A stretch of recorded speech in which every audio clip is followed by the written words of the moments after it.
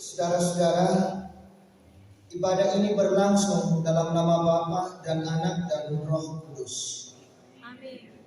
Salam sejahtera bagi kamu sekalian. Salam sejahtera bagimu juga. Silakan duduk kembali. Kita masuk dalam Mazmur sensorial. Mazmur 111 ayat yang pertama sampai dengan ayatnya yang ke-10.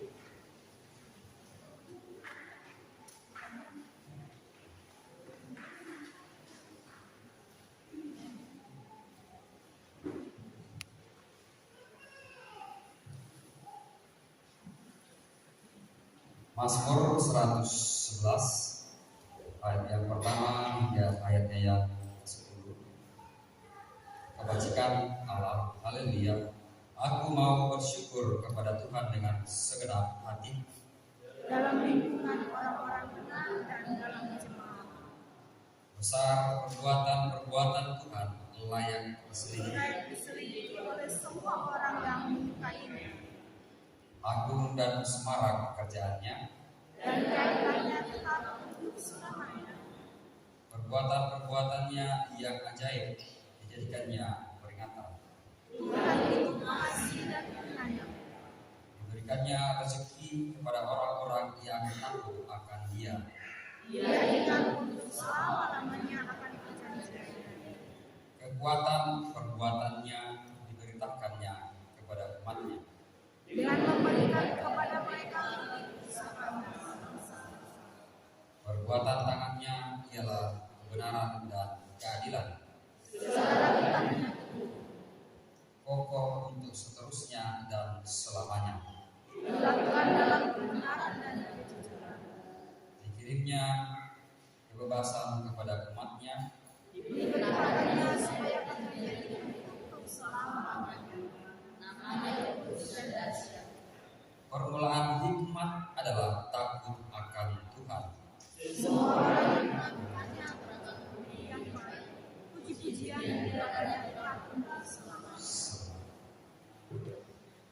Nyanyikanlah haleluya dalam jemaat bersama.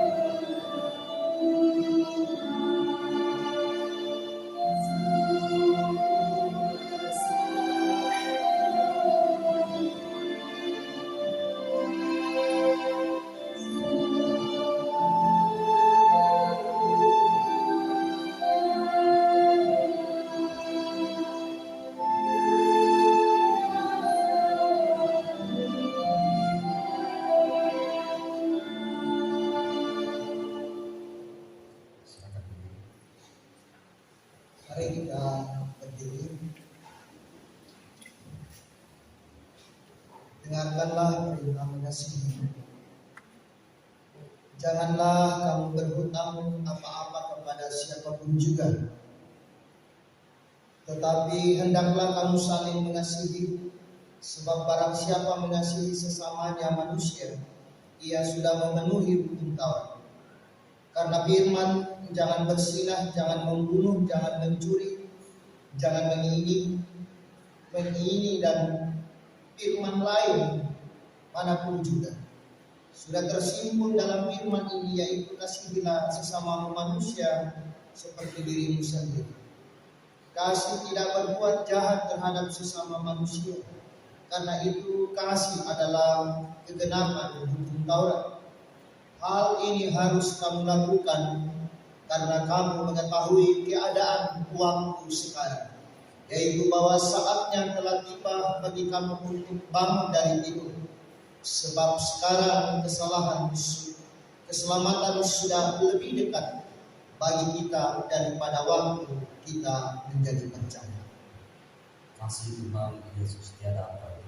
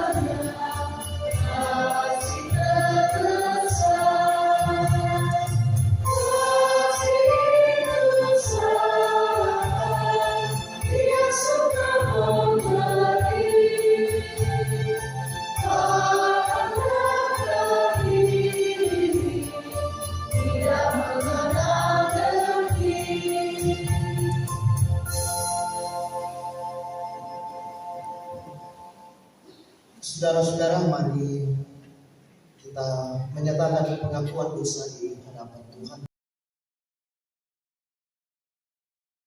Marilah kita merendahkan hati kita dan mengaku dosa serta memohon pengampunan di hadapan Tuhan. Marilah kita berdoa. Inilah kami umat-Mu yang berdosa. Kami sadar bahwa dalam perjalanan hidup kami, ketika penderitaan, kesulitan, kekecewaan datang menghadang kami, sering tidak taat kepadamu. Ampunilah kami jika pernah meragukan kuasa-Mu, lalu mencari jalan lain, seolah-olah ada Allah lain selain Engkau.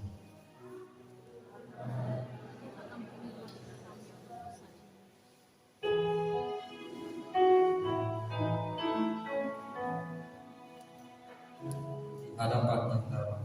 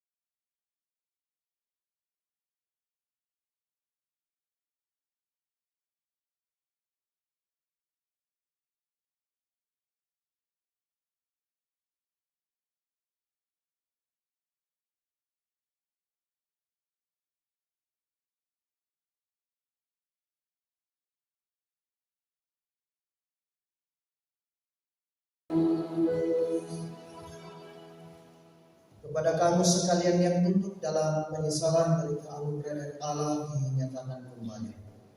Berbahagialah orang yang diampuni pelanggaran-pelanggarannya dan ditutupi dosa-dosanya. Hanya Tuhan sajalah perlindungan yang tenteram.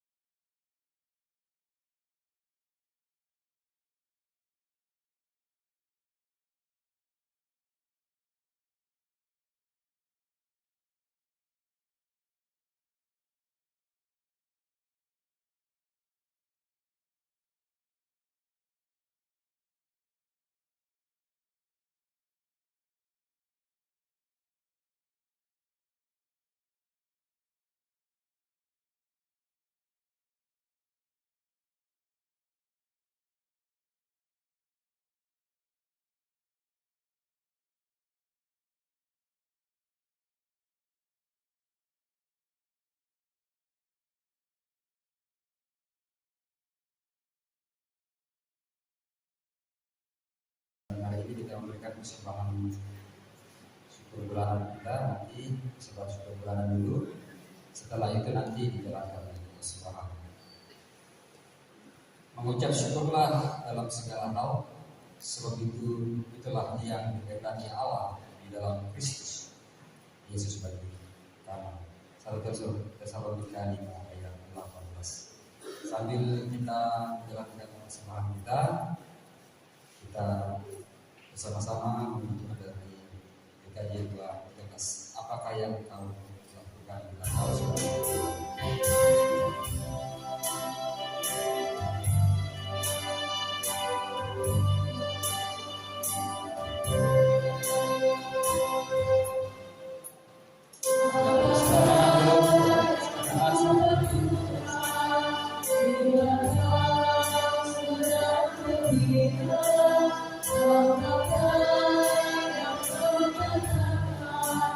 Terima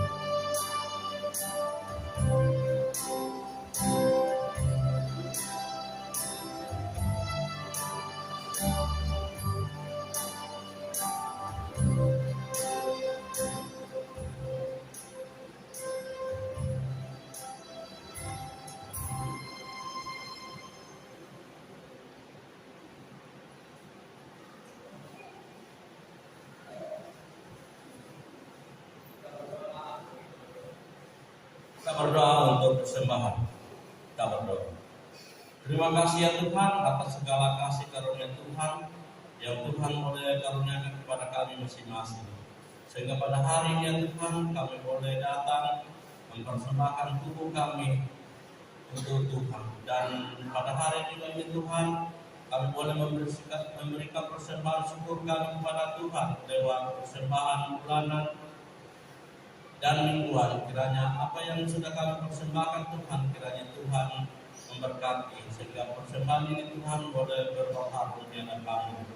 Dan Tuhan tolong ajar kami untuk menggunakan persembahan ini untuk kemuliaan Tuhan. Dan yang masih ada pada kami Tuhan, tolong berkati juga sehingga kami boleh mempergunakannya dengan baik. Terpujilah nama Tuhan. Kami serahkan persembahan syukur kami ini ke dalam kasih-Mu. Di dalam Kristus Yesus Tuhan kami bersyukur kepada Bapa di surga. Haleluya. Amin.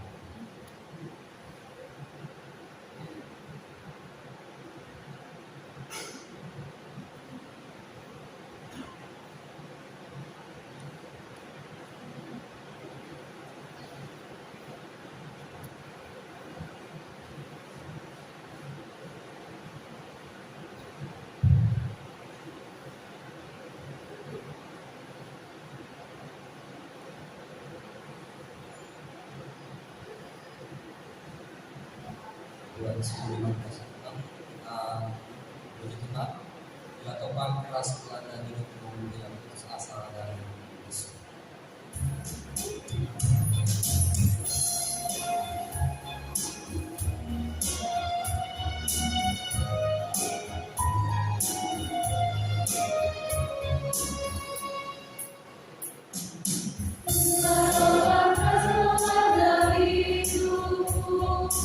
Bila putus asa dan binasu, berkat Tuhan satu-satu hitungan, kau niscaya penuh oleh kasih-Nya. Karena Tuhan mari hitungan, kau akan penuh oleh kasih-Nya. Karena Tuhan mari hitungan,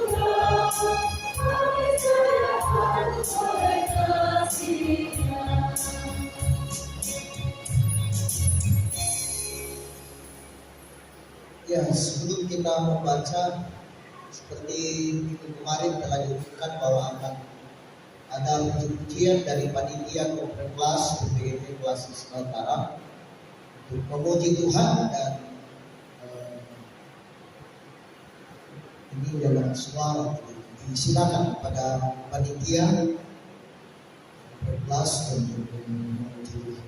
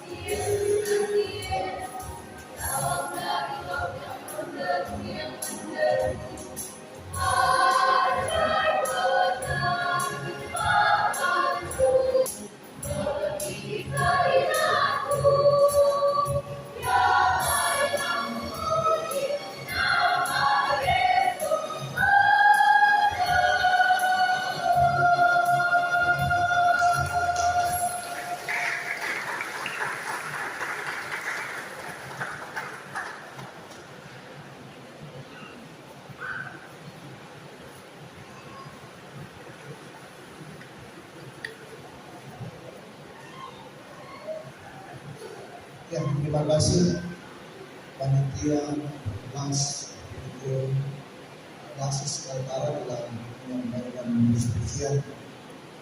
Tuhan Yesus memberkati.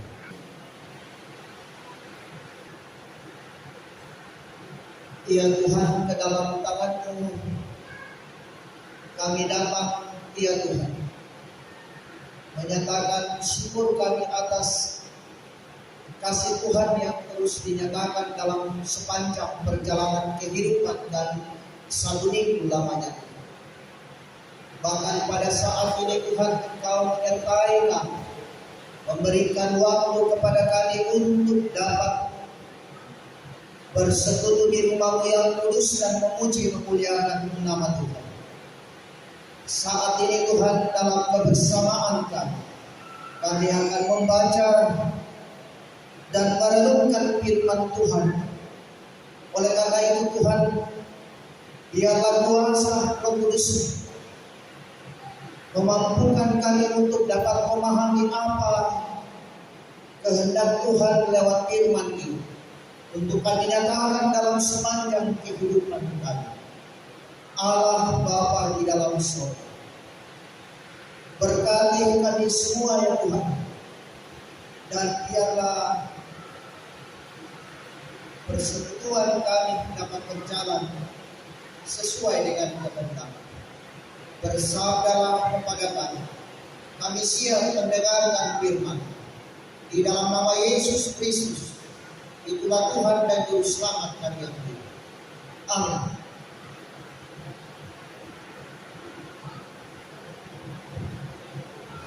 Sidang jemaat yang dikasihi oleh Tuhan, pembacaan firman Tuhan yang pertama dari kitab 2 Raja-Raja pasal 5 ayat 1 sampai ayatnya yang ke-15.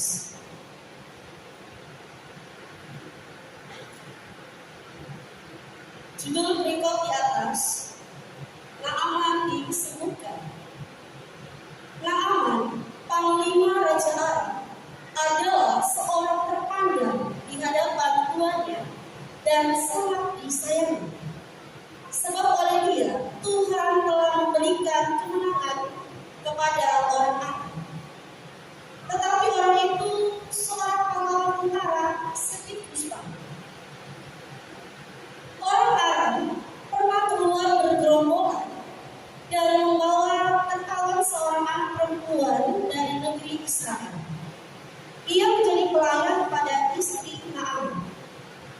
Berkatalah gadis itu kepada nyonyanya, sekiranya tuanku menghadap nabi yang di Samaria itu, maka tentulah nabi itu akan menyembuhkan dia dari penyakitnya. Lalu pergilah Naaman memberitahukan kepada tuannya, katanya, beginilah dikatakan oleh gadis yang dari negeri Israel itu. Maka jawab Raja Aram, baik, pergilah dan aku akan mengirim surat kepada Raja Israel. Lalu pergilah Naaman dan membawa sebagai persembahan 10 talenta pakaian.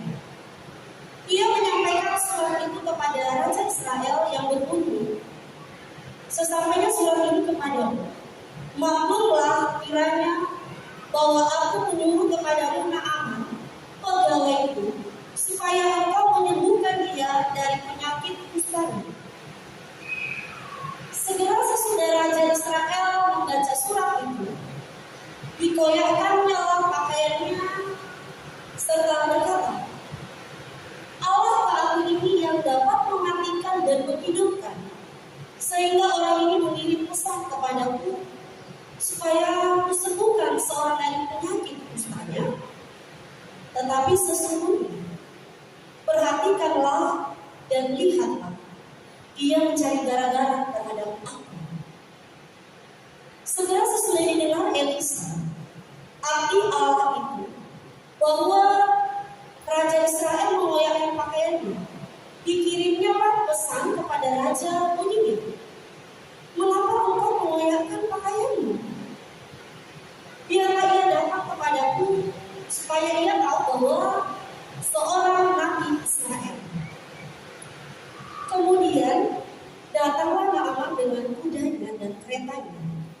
lalu berhenti di depan pintu rumah Elisa. Elisa menyuruh seorang suruhan kepadanya, mengatakan, "Pergilah mandi 7 kali dalam sungai Yordan, maka tubuhmu akan pulih kembali sehingga engkau menjadi tahir." Tetapi pergilah Naaman dengan gusar sambil berkata, "Aku sangka bahwa setidak-tidaknya dia dapat keluar dan berdiri memanggil nama Tuhan Allahnya, lalu menggerakkan tangannya di atas tempat penyakit itu, dan dengan demikian menyembuhkan penyakit kusta. Bukankah Abana dan Papa, sungai-sungai Damsik, lebih baik dari segala sungai di Israel? Bukankah aku dapat mandi di sana dan menjadi tahir?" Kemudian berpalinglah ia dan pergi dengan panas hati.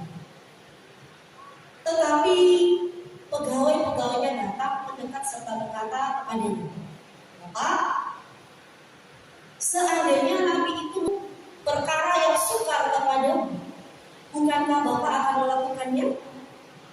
Apalagi sekarang ia hanya berkata kepadamu, 'Mandilah dan engkau akan menjadi tahir.'" Maka turunlah ia membenamkan dirinya 7 kali dalam sungai Yordan, sesuai dengan perkataan abdi Allah itu. Lalu pulihlah tubuhnya kembali seperti tubuh seorang anak, dan ia menjadi tahir. Kemudian kembalilah ia dengan seluruh pasukannya. Setelah sampai, tampillah ia ke depan Elisa dan berkata, "Sekarang aku tahu bahwa suatu pemberian dari hamba-Mu." Demikian firman Tuhan. Amin.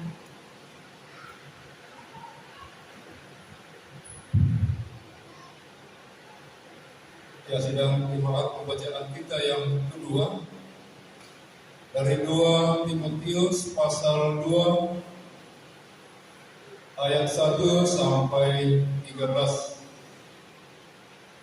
2 Timotius pasal 2 ayat 1 sampai 13.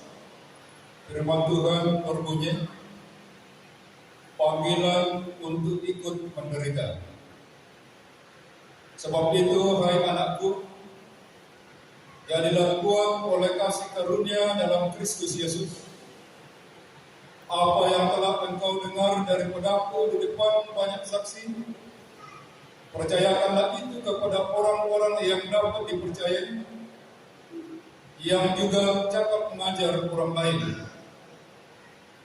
Ikutlah menderita sebagai orang prajurit yang baik dari Kristus Yesus. Seorang prajurit yang sedang berjuang tidak memusingkan dirinya dengan soal-soal penghidupannya, supaya dengan demikian ia berkenan kepada komandannya.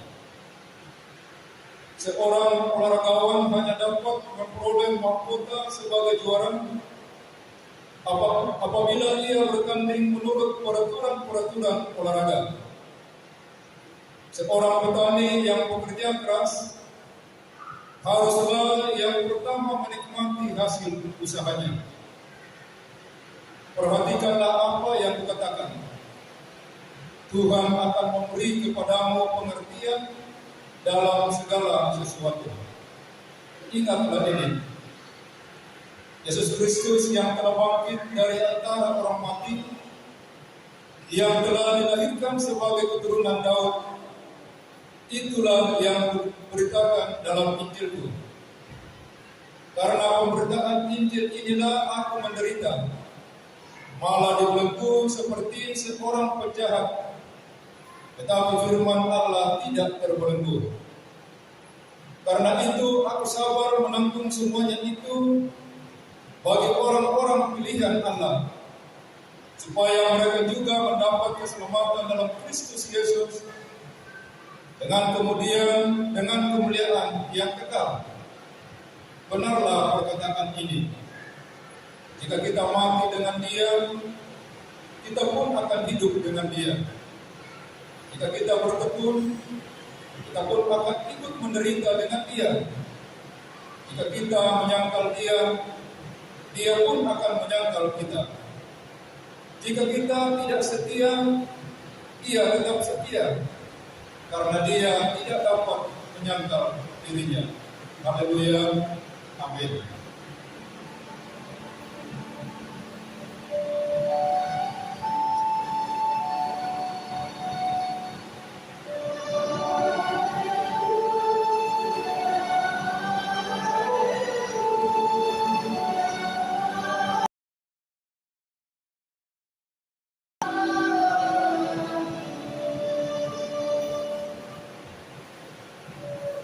Injil Kristus dari Lukas pasal 17 ayat 11 sampai dengan 19. Lukas pasal 17 ayat 11 sampai dengan 19. Firman Tuhan berbunyi, ke-10 orang kusta. Dalam perjalanannya ke Yerusalem, Yesus menyusur perbatasan Samaria dan Galilea. Ketika ia memasuki suatu desa, datanglah 10 orang kusta menemui dia. Mereka tinggal berdiri agak jauh dan berteriak, "Yesus, Guru, kasihanilah kami." Lalu ia memandang mereka dengan berkata, "Pergilah, perlihatkanlah dirimu kepada imam-imam."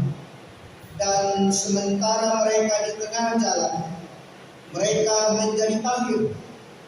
Seorang dari mereka ketika melihat bahwa ia telah sembuh, kembalilah sambil memuliakan Allah dengan suara nyaring. Lalu tersungkur di depan kaki Yesus dan mengucap syukur kepadanya. Orang itu adalah seorang Samaria. Lalu Yesus berkata, "Bukankah ke-10 orang tadi semuanya telah menjadi tahir? Di manakah yang 9 orang itu?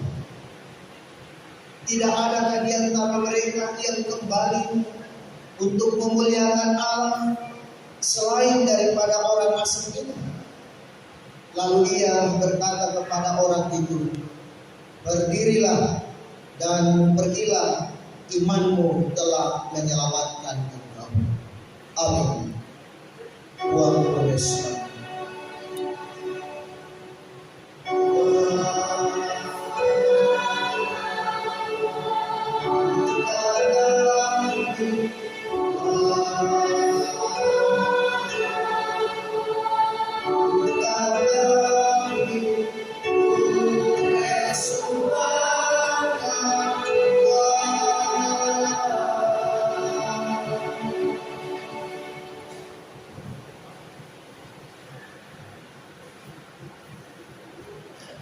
Selamat pagi, salam sejahtera bagi kita sekalian.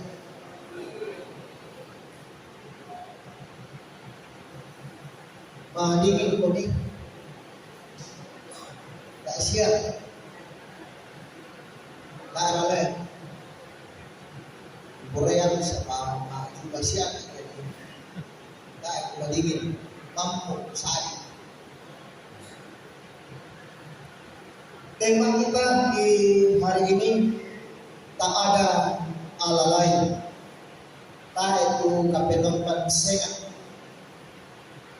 Tidak ada Allah lain.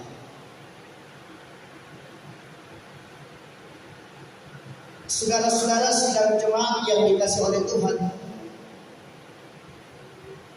bahan utama kita dari kitab Raja-Raja pasal 5 ayat 1 sampai dengan 15 tadi. Di dalam satu minggu ini kita diperhadapkan dengan sebuah tema yang menjadi sebuah perenungan kepada kita selalu umat yang percaya di tengah-tengah kehidupan dalam bingkai gereja atau raja. Tak ada Allah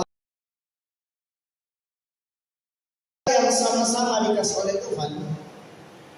Menarik tema ini kepada kita sebagai orang yang percaya di zaman sekarang ini, yang hidup di zaman sekarang ini.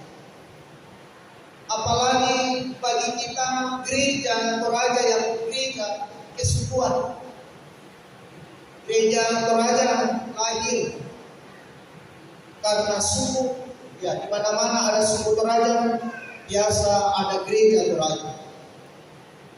Dengan demikian ada tantangan di dalamnya. Ada masalah apa itu? Adalah akan adanya pemahaman yang masih tertanam dengan baik, yang makan dalam pikiran orang-orang Toraja bahwa akan mengikuti dan masih terpola dengan pemahaman-pemahaman lama. Atau dengan orang